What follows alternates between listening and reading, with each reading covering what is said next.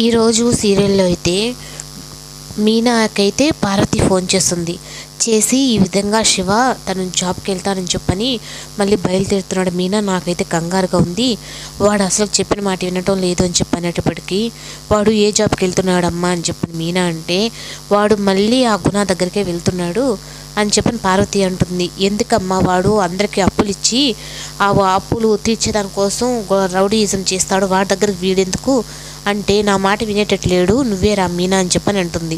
ఇంకా మీనా అయితే బయలుదేరి వెళ్ళేలోపే శివ ఇంకా గుణాతో కూడా వెళ్ళి బాలు దగ్గరికి అయితే వెళ్ళి, ఇదిగో నీ డబ్బులు ఆ రోజు మీ అమ్మ దగ్గర నుంచి నేను తీసుకున్నాననే కదా నన్ను కొట్టి చేశావు, అందుకే ఈ డబ్బులు ఎత్తి తీసి నీకు ఇచ్చేద్దామని వచ్చానని చెప్పని కనీసం అక్క మొగుడు అని చెప్పని కూడా కామన్ సెన్స్ లేకుండా ఆ డబ్బులు ఎత్తి కారు మీద పెడతాడు.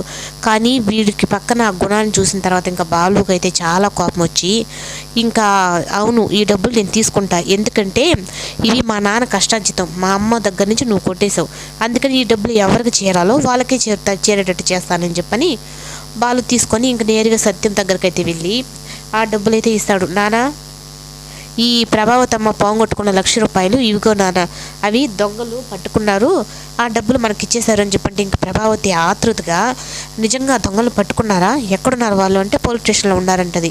కానీ ఇంకా బాలుకు అయితే బాలు ప్రవర్తనని చూసి మీనా అయితే ఏదో తేడా కొడుతుంది, ఆ గుణ శివకి ఇతనికి ఈ డబ్బులు కాడ ఏమన్నా గొడవ వచ్చిందా అని చెప్పని ఆ కోణంలో అయితే మీనా ఆలోచిస్తుంది, నేనేమైనా తొందరపడ్డాను.